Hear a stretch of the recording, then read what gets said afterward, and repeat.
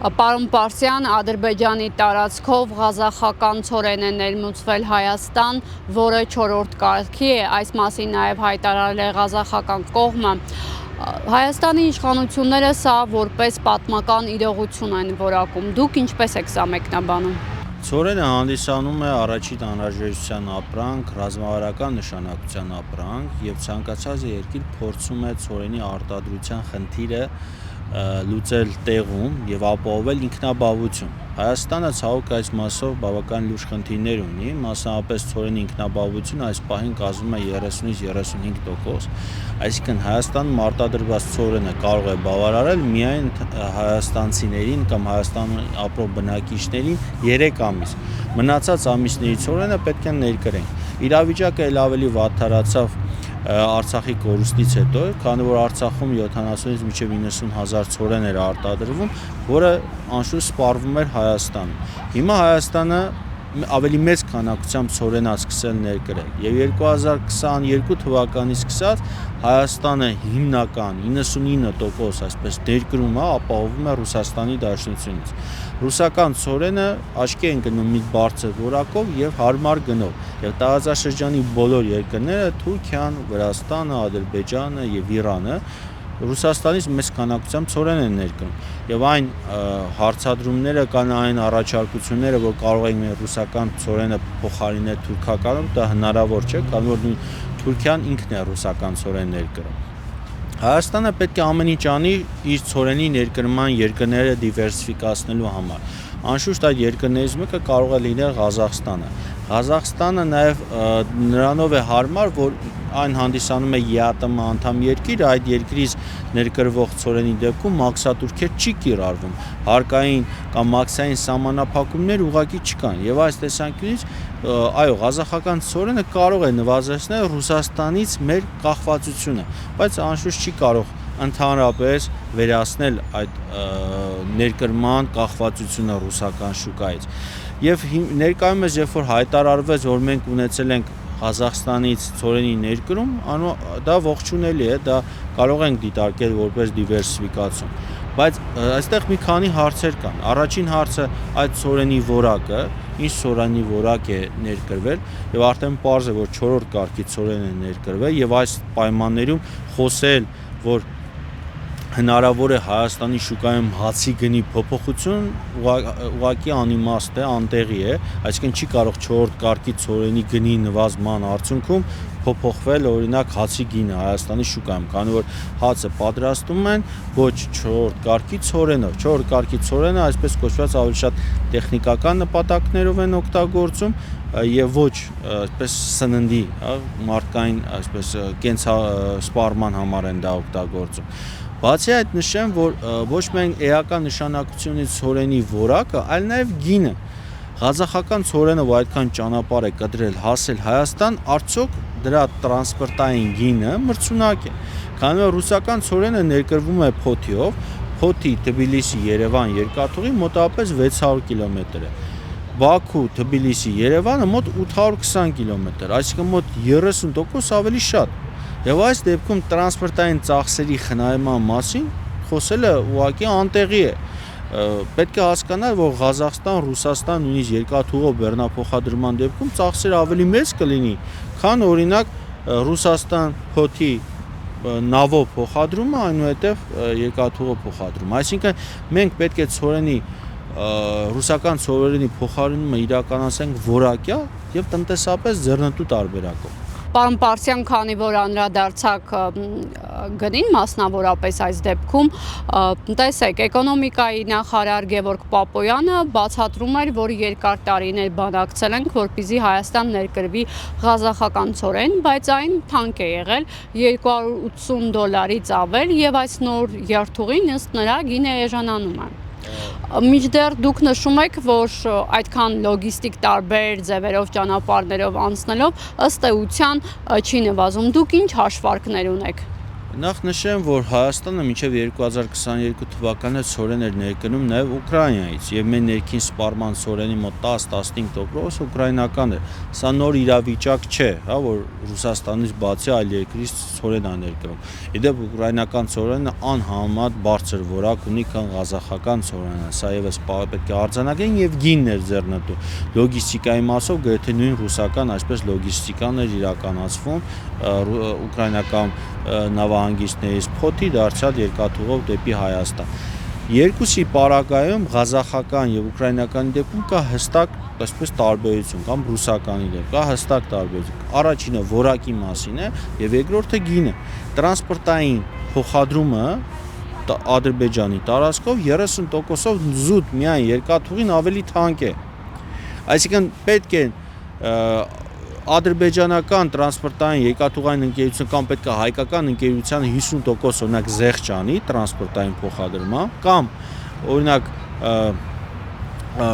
ղազախական կողմը իր ցորենը շատ էժանով 50% զեղչով վաճառի հայկական կողմին, որ այդ գա հասնի Հայաստան, դրա գինը լինի մրցունակ։ Տրանսպորտային ծախսերը Ղազախստան-Երևան ավելի թանկ է, քան Ռուսաստան-Երևանը։ Կարա տրանսպորտային ծախսերը Ադրբեջանի տարածքով նվազի, եթե Ադրբեջան-Հայաստան ուղղակի տրանսպորտային կապը բացվի Ղազախով, Տավուշով։ Այդ դեպքում ճանապարհի երկարությունը կկարճանա, բայց այս սխեմայով չի կարող էժան ցորեն մտնել Հայաստան։ Տրանսպորտային ծախսերը ավելի թանկ են։ Ըստ էության ինչու է նախարարը հակառակը պնդում։ Այս ցորենի ներկրումը Ղազախստանից, այնուհետև Ռուսաստանից ավելի շատ քաղաքական ակցիա է։ Նրանք փորձում են մեր հանրությանը ազդակ փոխանցեն, որ խաղաղության օրակարգը է եկել, խաղաղության դարաշրջանն է եկել եւ այսպես մարդկանց ցույց են տալի, հատկապես ցորենը, որը հայ իրականության մեջ այսպես նույն սրբացվում է, հա, այդ հանգամանքը, հացը եւ այլը, նրանք ցույց են տալի, տեսեք, մենք հացի խնդիր են կարողանում լուծել։ Իդեպ ասեմ, այս ցորենի ներկրումը իրականացվել է ոչ թե արևմտյան, այսպես տարբեր շրջանակների խավորությամբ, երաշխավորությամբ, այլ ռուսական։ Ռուսաստանը ինքը մի քանի անգամ նույնիսկ հայտարարեց, սա մեր պայմանավորվածությունների արդյունք է։ Իդեպ Ադրբեջանը այս քայլը արել է ոչ թե Նիկոլ Փաշինյանի համար կամ գործող իշխանությունների համար, այլ Ռուսաստանի իշխանությունների համար։ Ռուսաստանի իշխանությունները պետք է ցույց տային տրիպից հետո իրանք տարածաշրջանում հարց լուծող երկիր են մնացել եւ կարող են նույնիսկ առանց նոր ճանապարհների, առանց սահմանների բացման ապաշրջափակել Հայաստան եւ ցանկացած բեռ տեղափոխել Ադրբեջանի տարածքով Հայաստան։ Իդեպ ասեմ, որ ռուսական կողմը օրինակ տարիներ առաջ այդպես Ադրբեջանի տարածքով նաեւ գազել է տեղափոխել Հայաստան։ Օրինակ գազ է տվել Ադրբեջանին, Ադրբեջանը գազ է տվել Վրաստան, Վրաստանը մեզ է փոխանցել։ Բնական գազի մասին է խոսքը վերաբերում, երբ որ մատակարարումը Ռուսաստան-Վրաստան խափանվել է։ Սա նոր երևույթ չէ մեր իրականության մեջ։ Խնդիրը այն է, որ սա փորձ է արվում ներկայացել տնտեսական, այսպես պարենային անվտանգության տեսանկյունից, բայց այստեղ ավելի շատ քաղաքականություն է։ Նշեցիք ռուսական կողմի ազդեցության մասին, նաև պետք է նշենք նաև, որ ռուսական ցորենը Ադրբեջանի տարածքով վերջին օրերին մուտք գործեց Հայաստան։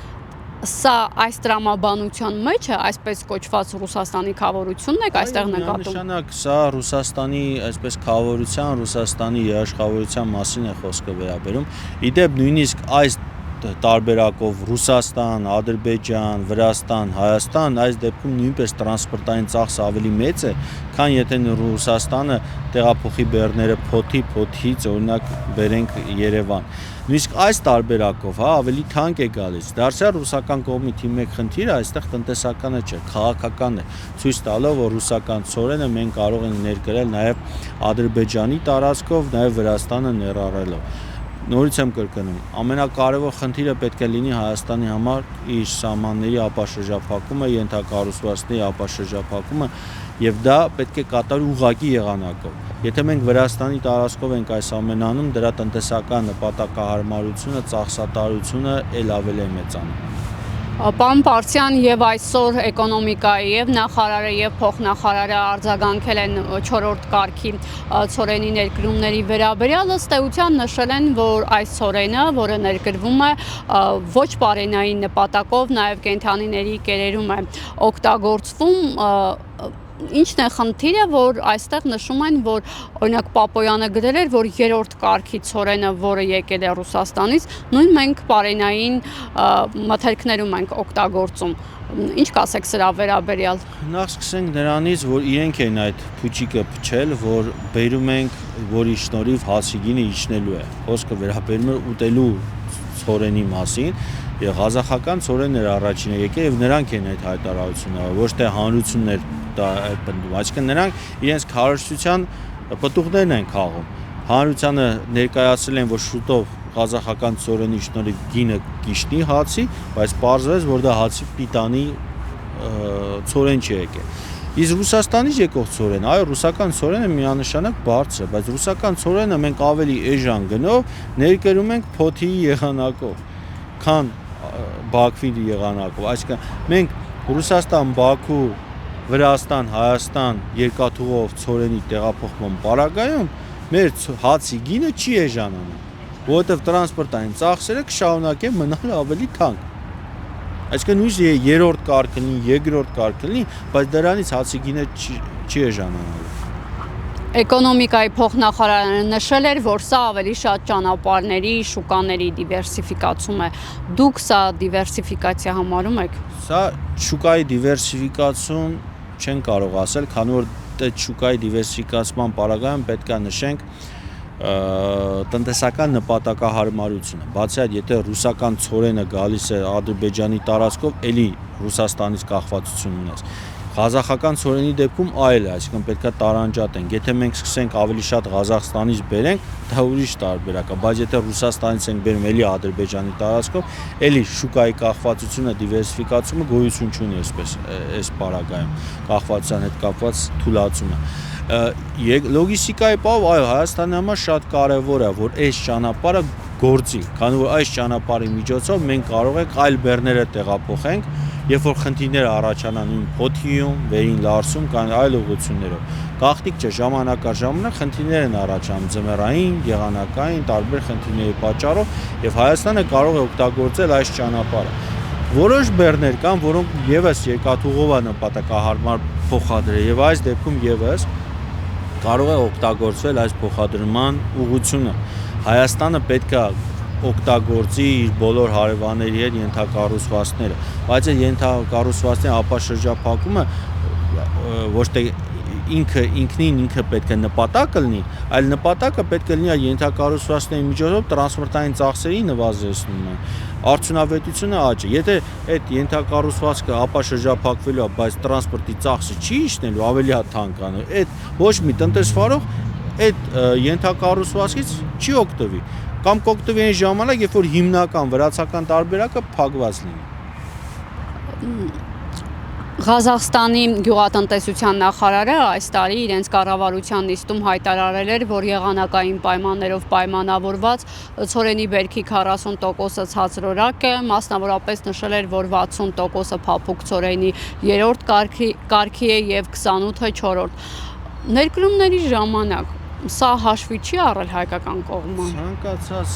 երկրում անհրաժեշտ է լինում տարբեր որակի ցորեն ունենա, եւ 2-րդ, եւ 3-րդ, եւ 4-րդ, եւ առաջին անշուշտ։ Այսինքն ամեն մեկը իր նպատակ ունի։ Միանշանակ է, որ ղազախական կողմը առանց իր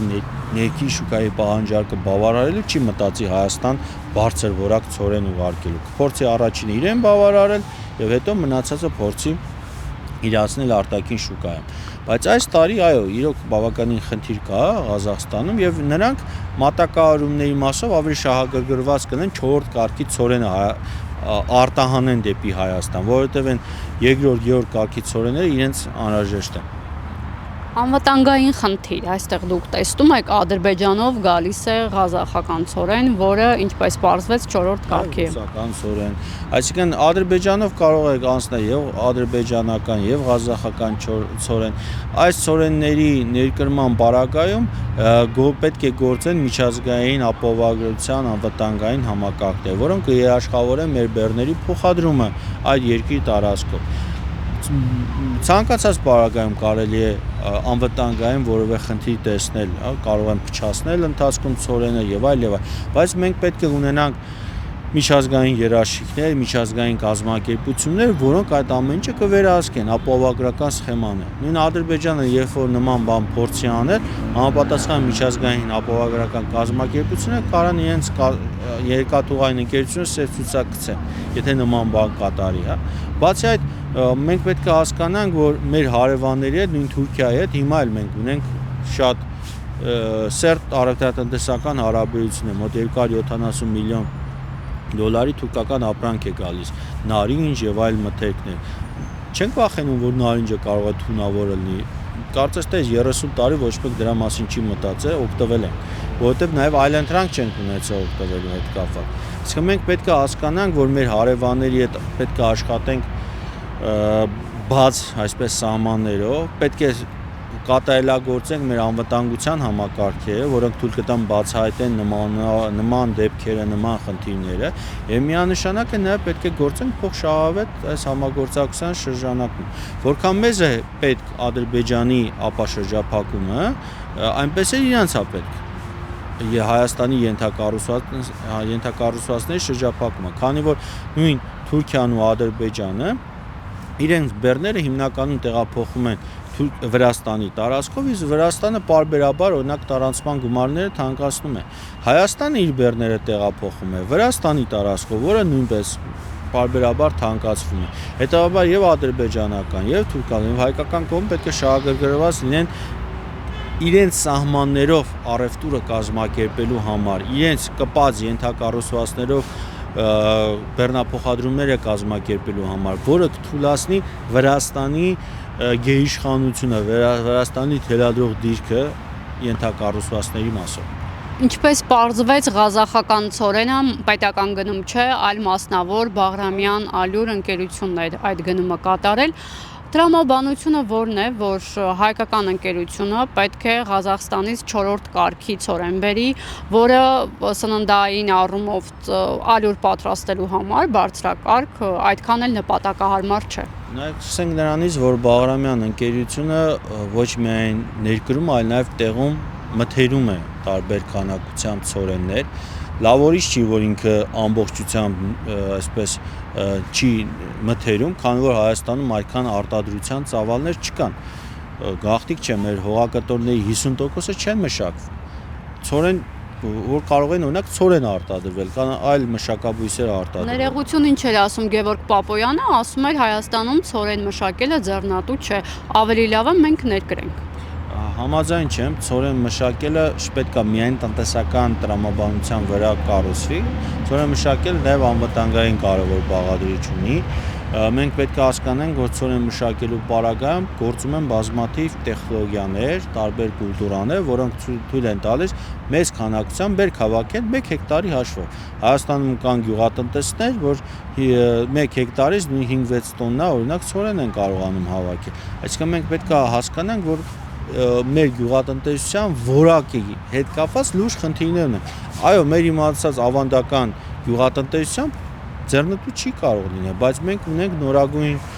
տեխնոլոգիաներ, սերմեր եւ այլ, որոնք թույլ են տալիս մեծ քանակությամբ արտադրություն ունենալ նաեւ հայաստանյան պայմաններում։ Դա այդ հնարավորությունները կան, խնդիրը նրանից է, թե էկոնոմիկայի նախարարությունը, կառավարությունը, մարզպետարանները ինչպես են կարողանում այդ մշակույթը ներդնեն Հայաստանի գյուղատնտեսության ոլորտում։ Եթե վերադառնանք գնմանը, ինչ կասեք, ցածրեր գինը դրա համար է ընկերությունը 4-րդ կարգի ցորեն ներկրում։ Նախ նշեմ, որ ռուսական ցորենը անհամեմատ ավելի էժան է գալիս Հայաստան, քան տեղում մթերված է նույնիսկ։ Այսինքն ռուսական ցորենը պայմանավորված ռուբլու արժեզրկման, պայմանավորված մեծ արտադրության ծավալով շատ հաճախ ավելի էժան է գալի Հայաստան, քան օրինակ նույն Բաղրամյանը մթերում է Հայաստանի գյուղացիներից։ Օրինակ այս տարի Բաղրամյանը գյուղացիներից մթերել է մոտավորապես 110 դրամով 1 կիլոգրամի հաշվով։ Անցած տարի 90 դրամ էր օրինակ։ Այո։ Վստահ եմ, որ ինքը ավելի էժան գնով կկարողանար ներկրի օրինակ Ռուսաստանից։ Հիմա Ղազախստանից Ղազախստանից ներկրումը կարծում այս դեպքում եւս քաղաքական այսպես որոշակի ակցիա է, քանի որ այսպես ռուս-ադրբեջանական հարաբերությունների կարգավորման, այս վերջի շրջանի լարվածության թույլատման խավորությունը ստանձնել էր Ղազախստանը, կարծում եմ այստեղ Ղազախստանը եւս ցույց է տալի, որ ինքը ԵԱՏՄ տարածքում խնդիր լուծող է եւ Հայաստանին օժանդակում այս խաղաղության օրակարգի շրջանակներում։ Այստեղ քաղաքական այսպես դրսևորում է Ղազախստանի կատարմամբ նաեւ։ Շնորհակալ եմ պարոն Պարսյան հարցազրույցի համար։